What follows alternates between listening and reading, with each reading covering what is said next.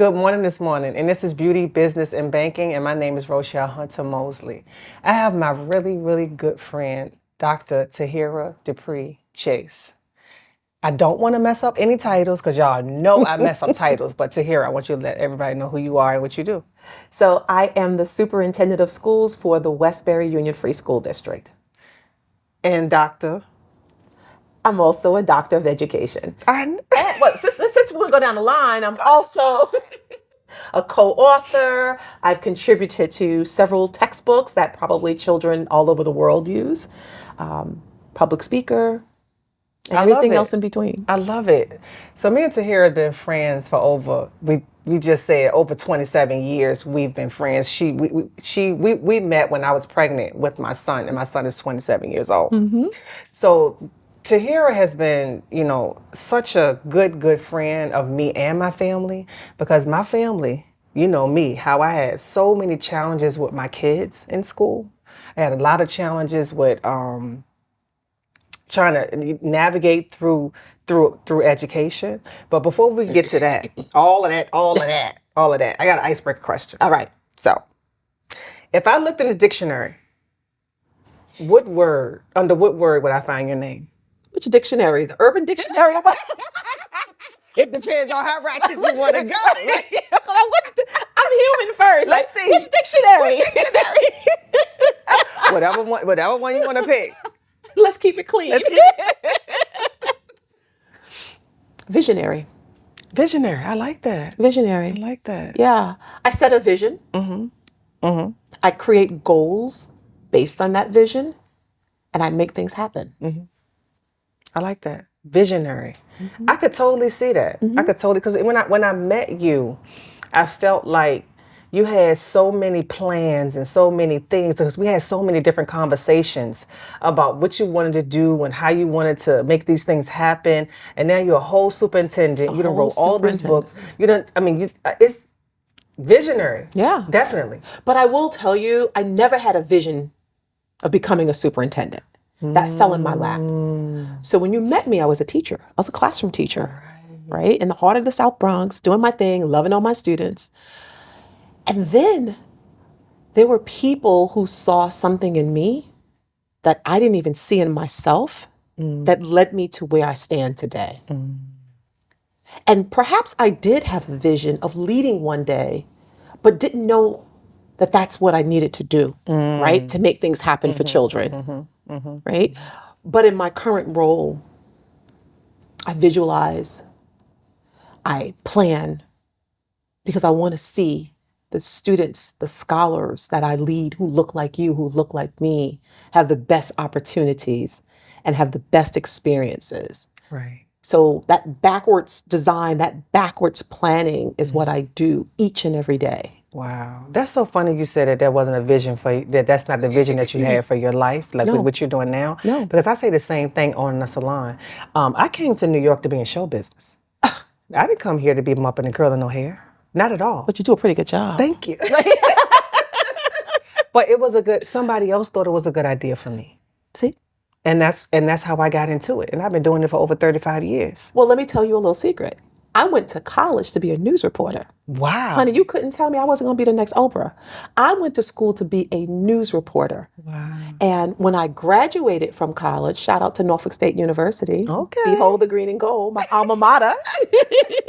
But when I graduated, I did land a job in public relations. Okay. And I hated it. It didn't give me that desire that I was looking for.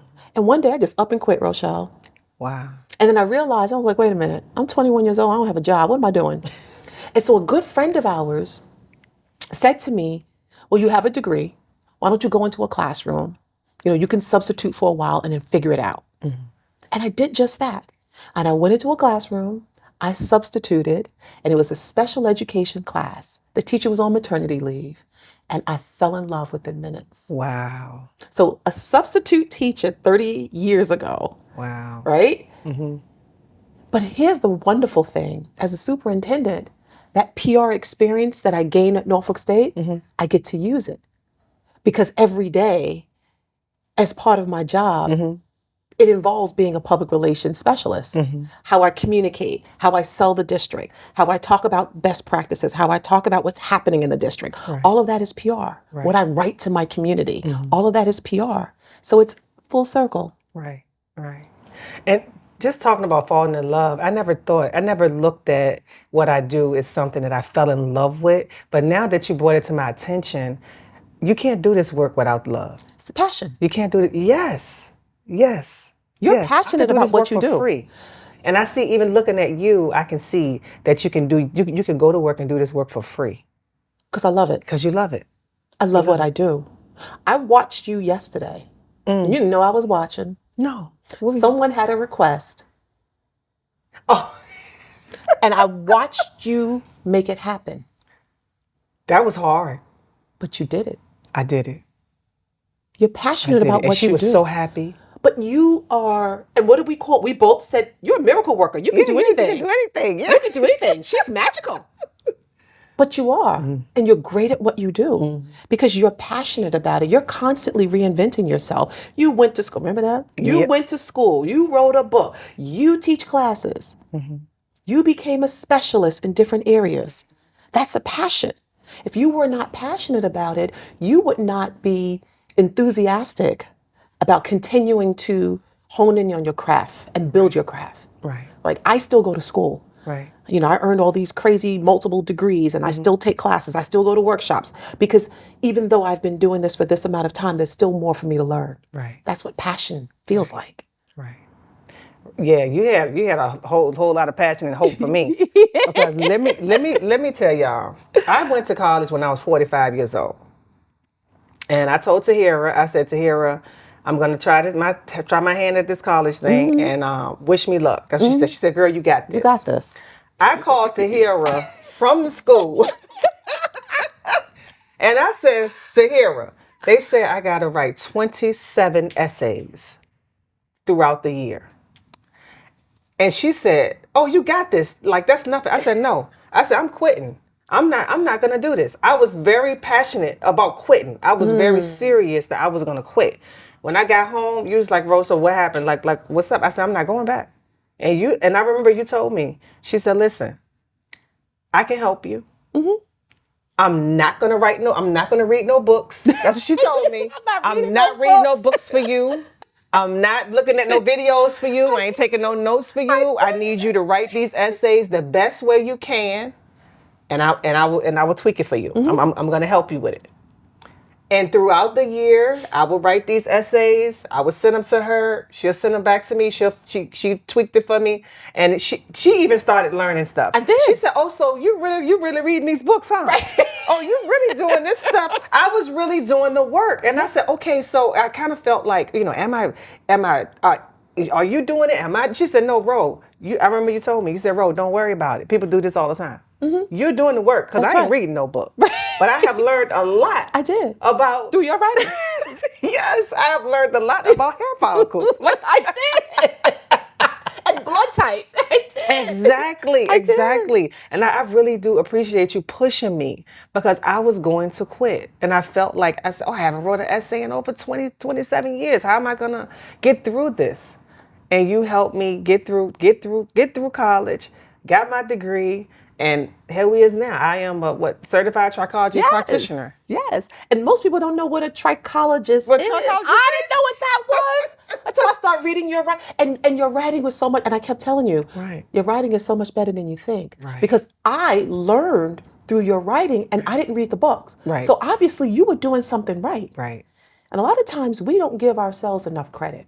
Right. And you didn't give yourself enough grace. Right. And then you learn. And then we got insulted. I think that we got a B+ on one of those papers. Oh, we were insulted. I was salutatorian in the class. Like, we passed with flying colors. Yes, we did. And nobody, I got to tell you this funny joke. I don't even know if I told you this. So the professor called me and she said, "Oh, Rochelle, I got some wonderful news for you." And I said, "Oh, well, what is it?" She said, you're the salutatorian." And she was like, and she was screaming and hollering. And I said, "I am?" And then I'm screaming and hollering because she's screaming and hollering. So I got off the phone and I told Luce, I said, "Well, what is it?" I didn't know what it was. I was like, oh my God. So, because I didn't know, I didn't go to a traditional college like everybody else. So Right. I was so in the green with it. Right. I was so in the green with it. Right, But right, right. I'm happy I was able to finish. Right. I'm happy that you helped me because it totally changed my life. Completely changed my life. Well, education is a game changer. Yeah, it is. And what you said, you didn't go through the traditional, right? And today's children do not necessarily have to go through the traditional way of learning to find their passion the way you did. Right. You are the prime example of that. Right. You're successful. You're an entrepreneur. Right. You have 2 shops. Yeah. I've been to both. Yeah. Right? You teach classes, master classes, and you're constantly inventing yourself. And in the K-12 world, traditionally, we tell scholars that you have to go to a traditional college to get to your goal. Right. Right.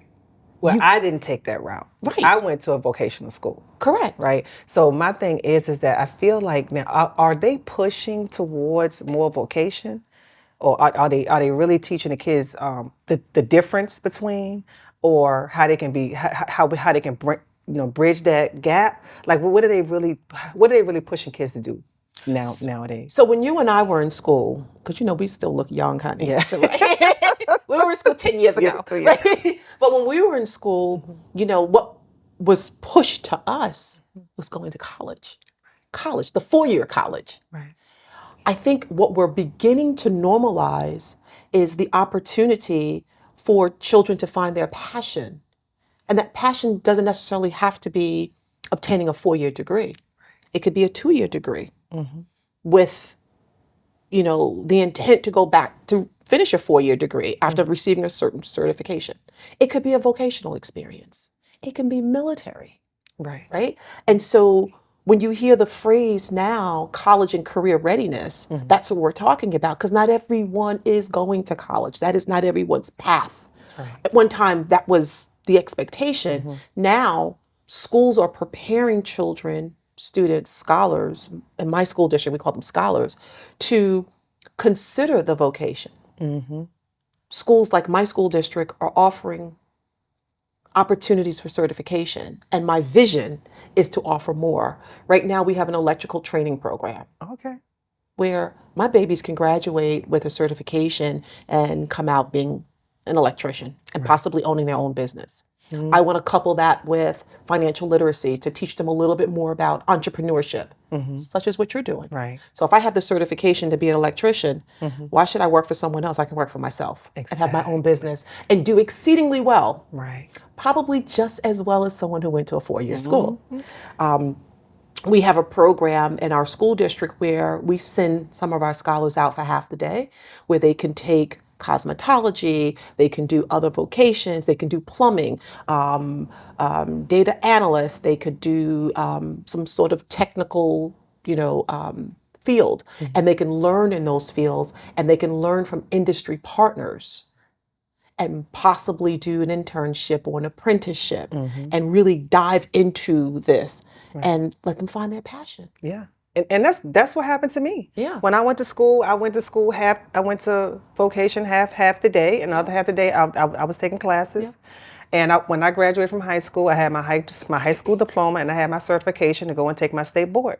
So when I graduated, I was 17. Right. So I couldn't take state board until I turned 18, which was October. Right. So in October I had my cosmetology license, and I graduated from high school. And I went straight to work.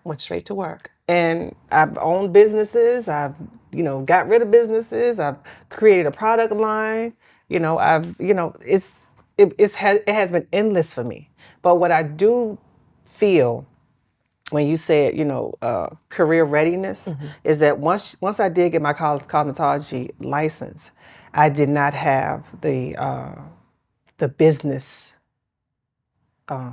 mind. Yes, that's The important. business education That's important. to know how to run a business, how to lead people. I didn't learn how to run a business, how to lead people until 15 years after I was a business owner. And mistakes you may have made along the way by not having that information. So much money I've spent. I was paying people $200-$300 to make a spreadsheet for me because I didn't know how to do it. I didn't understand it. No, and but this They were taking my money. They were taking your money. They were taking my money because I did not know how to do it. One of my clients that was an accountant, I was writing a check one day in the shop, and she said, "What you writing?" She said, "You still got those?" And this was online banking first came about, and she said, "Oh well, let me show you how to do online banking." I said, "Oh no, I have an accountant that does that for me." She said, "Well, how much does she charge you?" I said, "She charged me $1,200 a month." She said, "For what?" Because all she doing is setting it and forgetting it. She set it up. All you gotta do is make sure the money's there, Ro. You can do this yourself. She showed me while I was doing her hair. See? How to operate online banking while I was doing her hair. While I'm paying somebody else $300 to do a spreadsheet for me, and somebody else $1,200 to pay my bills for me, because I told myself the story that I did not know how to do it. And I was also, to be very transparent, I was very intimidated about learning. Right. And a lot of times we, especially women of color, we're intimidated by the financial literacy component, right? And we feel that somebody else has to do it for us. 100%. And so kudos to your client who said, girl, you can do that on your own. Yep. And this is why in K-12 education, superintendents like myself are pushing financial literacy very early on. We want to break those generational cycles that exist in our community, such as debt, such as the responsibility in using credit cards, such as credit limits, how to build good credit. I remember being on the campus of Norfolk State, and those credit card companies would come on campus, and we all got a credit card. Got a credit card. But no one ever taught us the pitfalls of those credit cards. That guess what? You can go ahead and buy them cute clothes, but you got to pay that money back. Pay that money back. And how much by a certain time, and what interest rate means, right? How to maintain account, money market, how to prepare for a rainy day, because rainy days are going to come. And we need to start talking to our children about that as early as middle school, even late elementary school, opening up accounts, the stock market. We had a program in our school district, and it was a Saturday academy. And we offered financial literacy. And we had not only the kids and their parents, we gave them seed money through a company, and they gave them seed money to start accounts, but they also opened up stock. And we were teaching elementary kids on how to open stock. So these kids had their stock, and they were so cute. They were holding up their signs, and they were watching. But this is wonderful that we're offering those opportunities to them very early on, because we have to break those generational cycles. Yes. Those negative generational cycles in our community, that we're in debt, we owe money, we go bankrupt. And what does that mean if we do that? Not having good credit and being proud of it. Exactly. Right? Well, I remember one time I was dating this guy. He said, I asked him what was his credit score. He said, "Oh, I don't know." He said, "I live my life by faith." Okay. And you said, not by credit. Right? And I said, "What? I don't know how much faith I got to have to let the man know that I ain't got the rent money." How much faith I got to have if I don't come up with this rent money. But all of this is education. And even as our children transition from high school to college, educating them on student loans. Yeah. Right? There are so many children who graduate from college, 4-year degree. They owe over $300,000 in loans. Yes, they do. And they come out of college. Yes, they do. And they're not making $300,000. They're not making it, no. They're not even making half of that. And then it's this constant cycle. Now, I'm not by no means implying that you don't take out student loans, because you have to afford to go to college. College is expensive today. Trust me, you and I both know. But school is expensive, period. And that was a conversation that I was trying to have with you, early on when my kids were young, right? Because it's all about, you got to have money, then you have the access, and you have to have people that just know what to do. And I could not understand how are these people navigating, like the inner city parents that don't have the money to put their kids in these extracurricular activities, or this reading and this tutoring and all the things, right? Because it took me a lot of money, and it took me a lot of time. Because I remember my daughter wasn't reading 3rd and 4th grade. She wasn't reading. I remember. And when you told me to send her take her to Dicker's Learning, Dicker Reading up in Westchester. I was getting off work early, 2 days a week to take her up there, spending the time to take her up there and the money. So what happens when these parents don't have the money and they don't have the real resources? Because I know when I found out that my daughter couldn't read in second and third grade, they told me that someone was going to come into the school and assess her and get her the help that she need. You asked me, you said, Rochelle, did Charlie get the help she need yet? I said, no, they waiting for the person to come into the school. She said, no, we can't wait this long. So what happens when these kids have to wait that long and not getting the help that they need? They shouldn't have to wait that long. They shouldn't. As parents, we are taxpayers, Right. which means we pay for the function of the schools. Right. Right? We pay for these schools to exist. And we pay for the programs and the resources. For the most part, we have a lot of power as parents. And so anyone who's watching this and you are a parent, you should know that your voice does matter in a school. And if you feel that your child might be deficient in a particular area, speak up. Don't just say, he'll grow into it. He's a boy. Right. His daddy was delayed. I was delayed. No. Get that intervention quickly. Yeah. Because that early intervention pays off dividends later on, right? So when they're younger, they're more open to receive the intervention. Oftentimes when they're older, they're embarrassed, they're a little reluctant. It's a lot more challenging, not impossible, but it's a lot more challenging.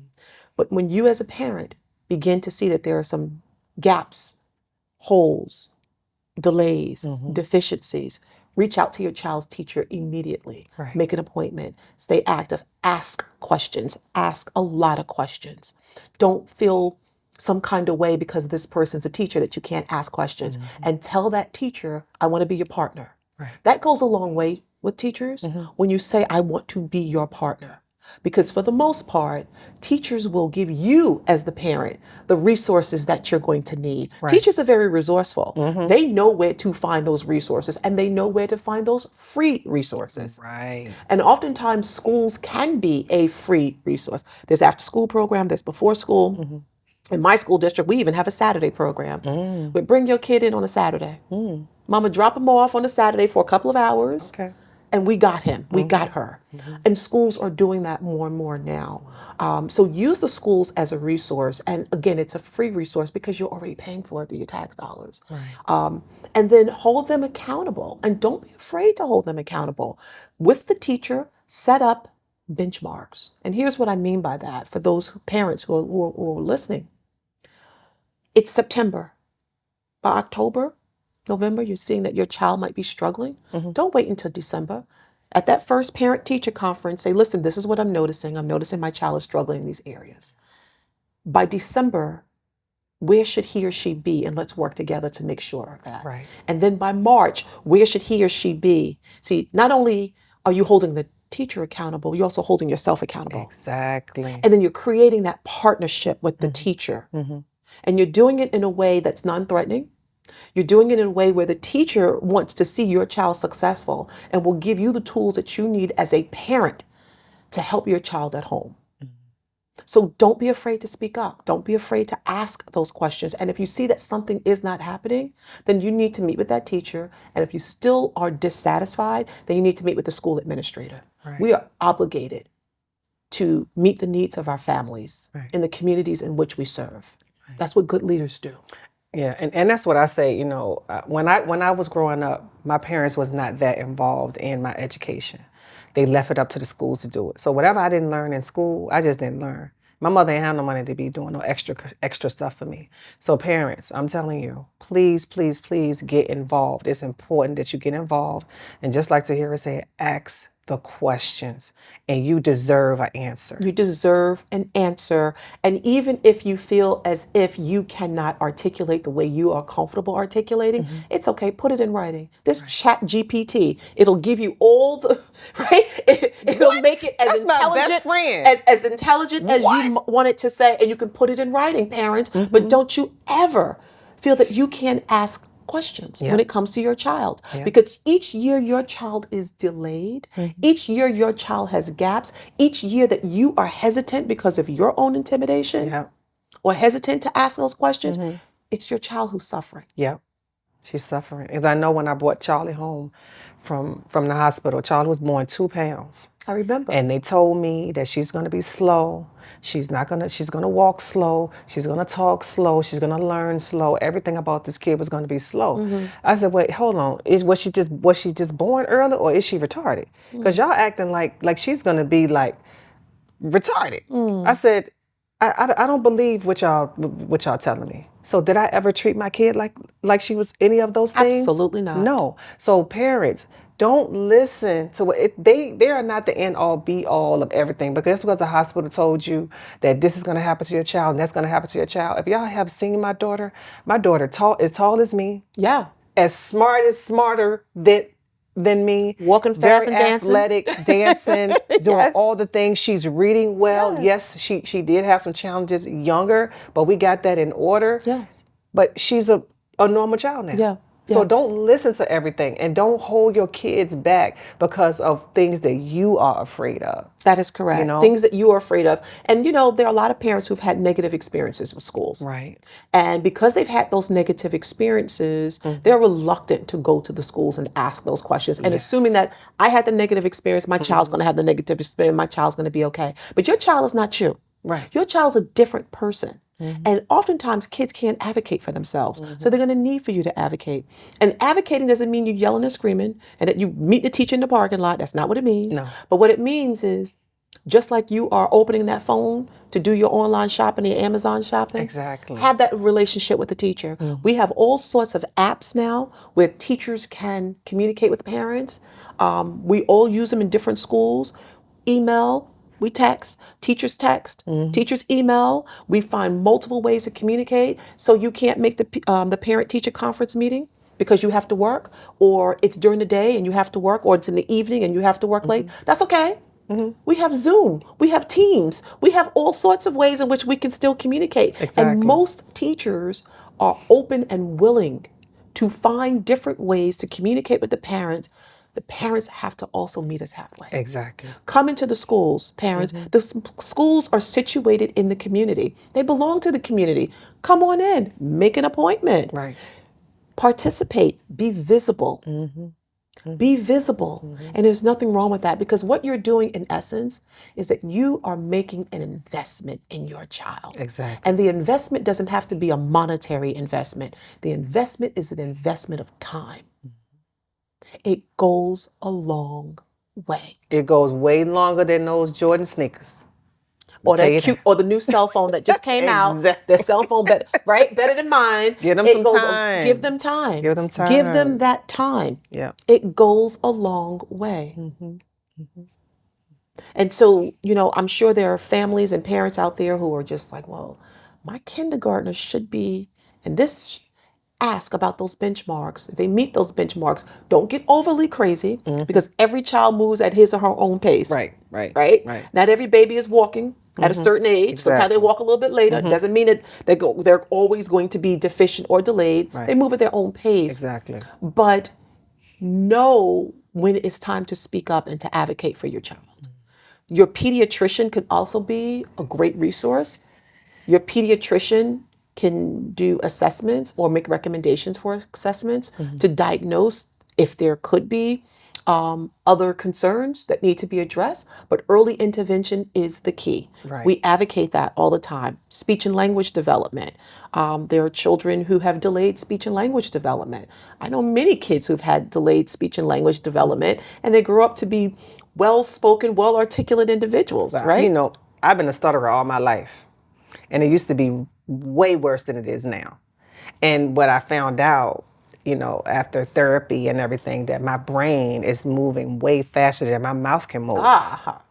So I have to slow down, reset, Yes.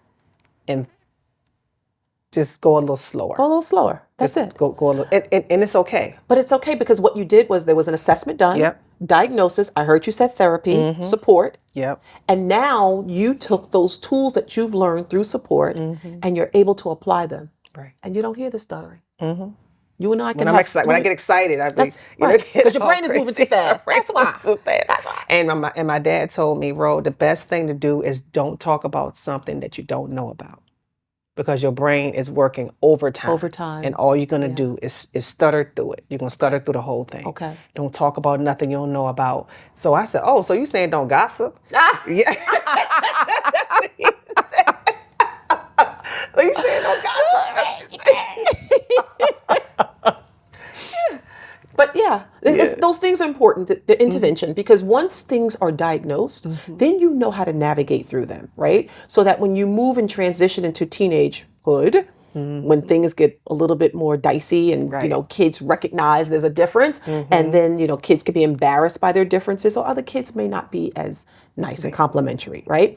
And then you move into adulthood, just teach you how to navigate through those challenges, right? And so a lot of things are fixable. A lot of things can be changed. A lot of things could be supported through just careful diagnosis and just applying whatever sort of therapies that are needed. Well, you know what I have been noticing is a lot of mental health. Oh, A lot of mental health. sis, say that twice. So, I mean, I know you guys are catching it in the schools as well. 100%. Especially on the young, you know, these young people. How are we catching the mental illness early? Yeah. So since the pandemic, there's been more attention paid to mental health challenges of young people. We knew they existed well before K-12 education. Just the rest of the world caught up during the pandemic. And they caught up because the absence of being in school. Many of our children were learning through computers. They were learning online classes. And FYI, I just want to say that not all online classes are bad. I don't listen to what the media says about that. That's the biggest lie ever told. My son thrived through learning online. My daughter needed to be in class. She needed to be in class because she's a social butterfly. My son needed to be in class. Right. Now, my daughter thrived. She thrived through that. Correct. She thrived. And what I am hoping, and I'm just putting this out, and I said I was a visionary, right? What I am hoping out there in the real world is that we have online opportunities for those children who do thrive online, because jobs of the future are online. But yet and still we went right back into the tradition post-pandemic. But during the pandemic, there were some children who were suffering, but not just because of online school. Don't let anybody fool you. There were children who were sequestered to home, and they were in challenging homes. They were in challenging situations at home. That was extra stress placed on them. Maybe there was a person in the home who was abusive. Right. And now I have to be with this person all day long. School was my safe haven. Yeah. It was taken away from me. I ate 3 meals a day at school. I don't have that any longer. Yeah. School was my source for heat. I don't have the heat any longer. School was the place where I escaped from that abusive parent, from that abusive boyfriend that my mother keeps bringing in the house, and I haven't told her about it. Now I'm in the house with Mr. Man. Yeah. All day. Yeah. Those mental health challenges were real. And people think that children do not go through depression because they're happy, they're children. They do. They do. There are things that our children are exposed to today, Rochelle, that we couldn't even imagine being exposed to when we were growing up. There are challenges that children deal with that we can't even imagine. And during the pandemic, they had to deal with it. And so when we opened up our schools again, we saw the residuals of it. We saw the effects of it, where there were more and more suicidal ideations. I'm talking about elementary school kids talking about killing themselves. Schools across America. We're talking about children who witness things and are traumatized from it. We're talking about PTSD, trauma. Kids experiencing sexual abuse, physical abuse, emotional abuse. So schools were given millions and millions of dollars from the federal government to address learning loss. School districts and leaders like myself who realize that learning loss is one thing, but you got to address the social emotional piece as well, because you will never be able to teach a child here if you don't address here. And you got to get to here first. And so we use the money to expand social emotional support for kids. I hired more therapists, I hired more social workers, I hired more psychologists. I had a dedicated SEL coach in my school district. SEL is an acronym for social emotional learning. We ramped up the use of a health center at my high school. We have a full health center at my high school. And we ramped all those things up because we knew that our kids needed the extra support. Kids spent hours, Rochelle, on those phones, their iPads and computers, social media, being bullied, being taunted, body shaming. Cyberbullying is real. Yeah. Yeah. All of those things have led to this increased social emotional imbalance that we're beginning to see with our young people. And if we don't address our young people's social emotional needs, we're going to have a very difficult time addressing those needs as adults. Right. And then they make irresponsible decisions as adults when we don't address those needs as children.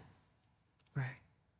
In the same way we, how we all talk about PTSD, right? They also have It's something real. called PTG, right? Post-trauma growth. Yes, ma'am. But the same way where these kids are going through these things, and when you see them growing through it, and we telling them that, oh, you can get through this thing, you can get through this thing, and now they got 3 other letters to deal with, PTG instead of PTSG. Yes. PTSD. PTSD. It's like when you tell them that it's and instill in them that it's light at the end of the tunnel, right? And it's called PTG. It's something else for them to look at, something else for them to look forward to, other than just something negative that they told me, these negative letters. That's right. Now I got these 3 positive letters that I can, deal with. And that's what I was talking to my daughter about, because when she was saying that she didn't really want to go back to school. And I said, well, why? I didn't know that she was having so much issues about her hair. Oh. And I'm thinking that it's something else. And a lot of parents always think it could be something huge, but that's huge to her, the way she looked and how the other kids, is predominantly white school that she was going to. Sure. And so that's when I started looking up this whole, so what's on the other side of PTSD? What's on the other side? And that's when I started reading about the PTG. And I was talking to her about that. And I said, so Charlie, what would make you feel more comfortable in going to school and maybe wearing your own hair? And she was like, I don't know. At the time, she was like, I don't know, because, she always wore long braids. Right. She cried if she didn't have those long braids, because it gave her that illusion that she had long hair like the other white kids. And then they would say things about it. Then they didn't want to touch it. And then they want to, it was putting a lot of stress on her. So when I saw that she was thriving in online school, but not so much in school, she was depressed about how the girls were receiving her look. That's a real thing, Rochelle. That's a real thing. But I also blame social media for bombarding our beautiful, natural girls with how they should look. Right. Because, when your 7-year-old has a TikTok account and they're looking at all of these images of what is perceived to be beautiful. And that image doesn't look like them, what do you expect? And so we have to continue to show our beautiful young queens representation of themselves, right? When I look at my skin, growing up, kids would make fun and say things, because I wasn't like the little light-skinned girls, right? And would say things, right? I love the skin that I'm in. Yeah. And so when I walk through the halls of my schools and I see little girls who look like me, and they'll come up to me, and they want to touch my hair and they want to do things. And especially sometimes I wear my hair in braids and they're like, oh, your hair looks like my hair, right? That makes me proud that they see a representation of themselves in a position that I'm in and holding my head up high. And I always tell them, chin up, you are beautiful. And when I see my little girls, I always say, hey, beautiful, look at you. And they'll put their head down, put that head back up. You are beautiful. Do you realize that beauty is so much more than that shell of yours? Because guess what? That shell ain't always going to be the same, Rochelle. But that beauty comes from here and it comes from there. And it's how you carry yourself and how you feel about yourself. And everything you do shows in how you carry yourself. And people treat you accordingly. And that's why I love instilling that in our girls, your daughter, my daughter, what true beauty is. Because if they follow what social media tells them, they will never see themselves as beautiful. But your daughter is beautiful. My daughter is beautiful. And there's so many beautiful little brown and black girls, white girls, Chinese girls, Latina, there's so many beautiful girls, Middle Eastern girls. But oftentimes social media has a one profile look of what beauty is. Yeah. And we've got to break that stigma. Yeah, we have to. We have to. Cyberbullying is real.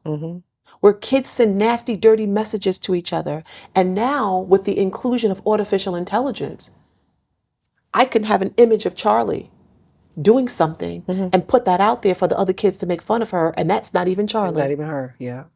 And that's why we have to teach our children the responsibility of using artificial intelligence, because that's the new game changer. Right. Yeah. You're right. 100%. 100%. And I just think that, now it's like now more than ever. And I'm gonna tell you and just be completely transparent. Sure. I was not the president of the PTA. I was not her. However, I do see how important it is for parents to be more involved. We have to step up, step out, and get what we deserve for our children. What we deserve. What we deserve. What we deserve for our children. And there's nothing wrong with advocating. I'm a busy school administrator. When I tell you my job is 24/7, my job is 24/7. Yeah. There's no rest time. I could be on the beach in I Jamaica. see you in the shop. You see me? I see you. You be working. Even in the hair salon. On Sunday, I come to, I'm down there on my phone work. I'm constantly working. I'm on the beach in Jamaica. I get calls. I'm constantly working. But the one thing that I will not compromise is when it comes to my children. Exactly. I don't miss a game. I didn't miss a school play. I'm not missing a parent-teacher conference. That is something that I'm not going to compromise. Right. So to those busy moms, those busy dads, grandparents, aunties, and uncles who's raising children, I don't care how busy you are, take the time. Yeah. Take the time. Prioritize the children. Now, I am super busy, but I'm not missing those things. And I have no regrets not missing it. Right. I mean, I have some. And that's okay. But I'm not the perfect parent neither. I'll be the first ones to admit it. I'm not the perfect. I can say I do have some, which is why I even chose this platform. Because I want to educate other parents where you don't have to, be carrying around the feeling that I have most times with my children. And I know I did my level best. I did the best I could. You did the best you could. Right. You did your very best, and you did what you thought was right. Right. And we all have regrets, Rochelle. I mean, there are things that I do regret. There are lots of things I regret. Right. But I think my children turned out okay. Yeah. And what I didn't do, as they are now going into adulthood, there are conversations that I can have with them. Yeah. Right? If there are gaps of things that I may have missed, things that Craig may have missed, I'm okay with having those courageous conversations because I did my very best. Well, we did. We did. It turned out all right. We did. They turned out all right. Did. And then we also had each other. And what I'm going to encourage people is find your tribe. Yeah. Because, as the West African proverb says, it does take a village. Yeah. And so find the members of your village. Yeah, because it's not the how, it's the who. Exactly. Because that village can also be helpful. So you can't make a parent-teacher conference. Right. Because your job is that demanding, or you're the single mom and you have 2 jobs, and where the time frame is just not going to work for you. Right. You know what? Find somebody in that village to fill in that gap. That's what I did. Stand in the gap. That's what I did. And that's a resource that you can use. It's your sister, it's your auntie, your mama, your daddy, your best friend, and you just let the school know, I am sending this person in my place. But you got to let them know, because we're not allowed to give out personal information about a child. But if you let them know and they're on that list, that contact list, and you send them. Right. But we got to stay involved. Yeah. And if you can't be there, that's when you start enacting your village. Right. Because you have a village. Yeah. Oh, 100%. Everybody know. My friends know, clients know, everybody know. Any time I can say, any time that I have asked any one of y'all for a favor for my kids, you guys were always there. And 100%. I do appreciate it. And a lot of people don't have that. And it is something that you have to cultivate. It's not going to just fall out the sky. People are not going to just ask, do you need help? You know, they're not, they got their own stuff going on. Yeah. But you have to cultivate those type of relationships for your kids to know. My kids know you can call Tahira when you got to do this. You can call Shaniqua when you got to do that. You can call Shelly when you got to do this. Call Mika when you need this. And it's a whole plethora of people. That's the village. Yes. That's the village. That I have that my kids, resources for my because for my as children. parents, we can't always be there. We can't. But that's when you rely on the we village. don't know everything. And you we don't know what you don't know. Listen, these kids don't come with a manual.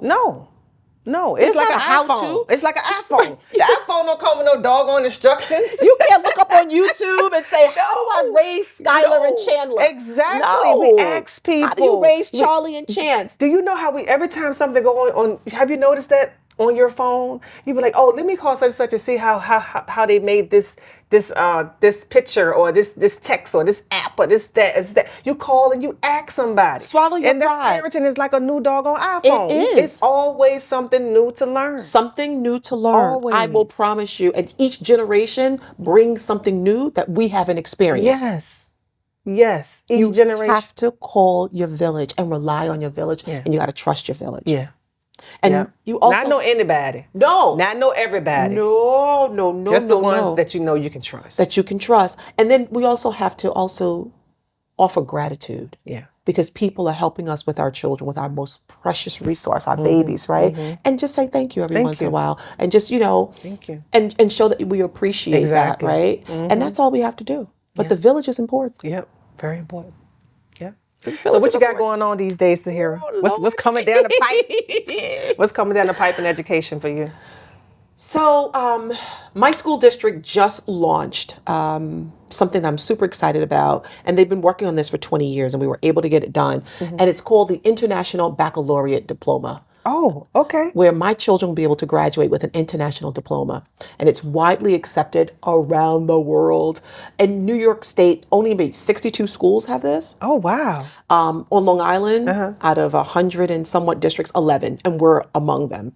Super excited about that. Okay. And basically what it means is that the children have to take on these courses that are under a global standard, not a New York State standard, but global standard. And they have to meet these very rigorous requirements. And once they graduate and fulfill all the requirements, they basically go to college as a sophomore. Really? So, because these credits transfer into college credits. So a parent can, in essence, save a year's worth of college tuition by their child participating in an international baccalaureate program.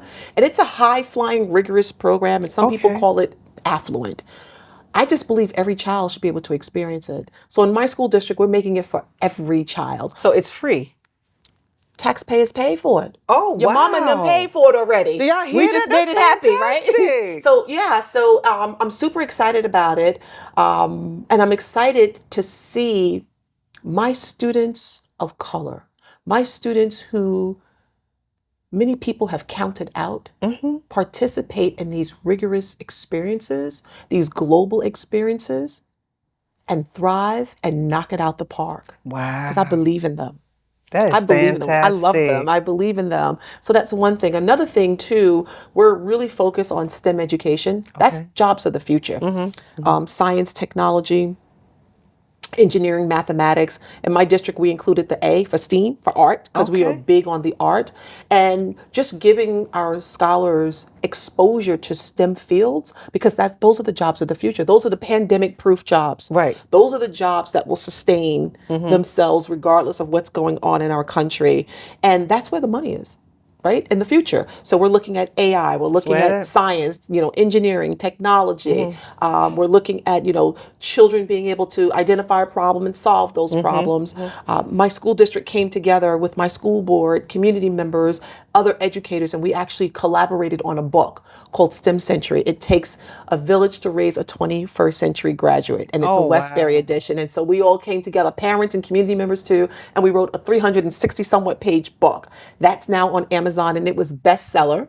The first weekend that it came out in 3 categories. So we're super excited about that. I'll make sure I put the information please do. in the bio. Yeah. And I'm also excited about the work that I have embarked on, very similar to what we're doing here. I have a visual podcast. Okay. And it's an educational based visual podcast where this podcast, we identify issues and trends in education, but we just don't live in the issues and trends. I'm keenly focused on identifying solutions. So I bring in some of the top educators, around the country. And we just talk about some of the issues and we talk about how we can resolve them. Because I believe that the work that I do doesn't just lie in Westbury, where I'm currently serving, humbly serving, but I believe that I can expand globally. Absolutely. And people can learn. We can all learn from one another. Yeah. Right? And I have some other things that I'm working on for next year. Okay. This is good. This is good. I love it. I love it. I love it. It is. As a superintendent, as a Black woman, I represent 1.7% of superintendents in the country. Wow. Most superintendents don't look like me. Right. I celebrated 10 years last week. Wow. Uninterrupted years as a super. And I was reflecting, Rochelle, on how many lives I actually inspired, how many lives I've touched, how many families I've changed just by being a superintendent. Yes. And the decisions that I make each and every day on behalf of children, children that I didn't give birth to. And I felt blessed having been given that responsibility, having been given that title to change lives for the better. And I only hope that I have served my communities well where I've served. And I just look forward to the next 10, 20 years, of serving in some capacity in education. Yeah. I don't know what God has in store for me, but I know He's got something great. Just be obedient. That's it. That's what I always say. Just that's be what I always obedient. say. I'm obedient to my assignment. Just be obedient, because I don't. It's a lot of things that come across my desk, and I'm like, I don't want to do that. I don't want to do that. But then it wakes me up in the middle of the night. It wakes me up early in the morning. It takes me to bed at night, and I say, okay, cool, God. Okay, God. What are you telling me, God? That's what I always ask. And then you have to move on it. You have to move on it. You have to move on, because He's not bringing it to you for no reason. I know that, He's bringing it to you for a reason. I know that. Well, I always say He uses me, and that's how I look at it. Because listen, as an educator, I will never be rich. So I'm definitely not in it for the money. We'll never be famous. We ain't looking to be famous. Right? We'll never be Beyonce. Right? We'll never be that. We'll never do that. We're just educators. Right. And you do it because we're supposed to be servants. Right. And life is about service. Life is about service. And so although I get a check, I'm giving a service because the work that I do far exceeds the amount that I get. 100%. Far exceeds. They say that about education all the time. Right? So say that about education all the time. The mental taxing, the physical taxing, the sacrifices, it far exceeds any salary that I will ever get. And it's just a beautiful thing to be able to have that type of, I don't want to use the word power because that's the wrong word, but that type of influence. Yeah. That positive influence on the lives of children you don't know. Right. You got to love it. You got to love it. And I do. You got to love it. I say the same thing about my job. The same thing about my job. Oh, you love what you do. Oh, man. But it's also taxing. It's taxing on my mental. It's taxing on my body. It's very, very taxing. So that's why I'm also thinking about how can I transition, still in the beauty, but just a little bit less taxing on my mental and taxing on my body. How many years have you put into? 35 years. 35 years. I'm in love with this. I'm in love with being able to reach people in this way. But you change lives. Yeah. I know, I have. You do. Definitely. You have. And I love that aspect of it.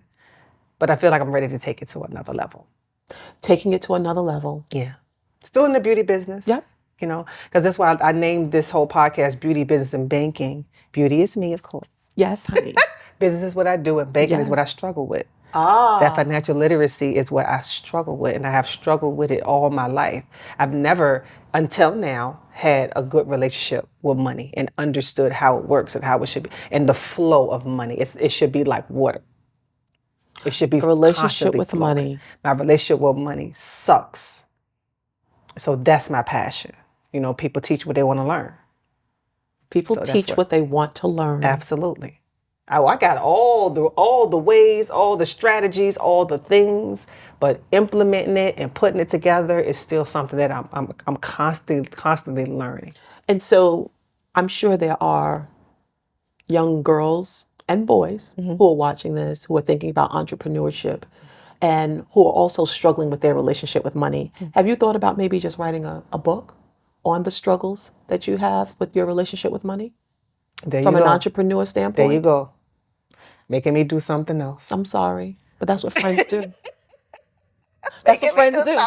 You said I pushed you right before. Like, we got to stretch each other, right? You did. I always believe that if people in your circle are not stretching you to be your best version of yourself, then you need to change your circle. Absolutely. Absolutely. Okay, go ahead. Come on, book, y'all. Okay. I'll write the foreword. All right. I'll write the This has foreword. been good to hear. I love it. Thanks for And coming. I love you. I love it. Love it. Love it. Love it. Did you notice the smell in here? First of all, I did ask, could I use your restroom? Because I wanted to make sure my flat out, what is it called? What is this lipstick called? Flat Out Fabulous lipstick was popping. I walked in, I was like, man, this restroom smells great. It smells so good in here. The candles. It smells fantastic. And where do I get one? One of my clients, she gave me these candles. It's by Sense and Savagery. Sense. I get the smell. Sense and Savagery. Right. Right. And this one is called Soft Life. Oh, because we all want to live the soft life. Soft Life. And this one is what's this one? Bad Bitch. Okay, because we are that too. Bad right? And I think this one is what? Rich nigga shit.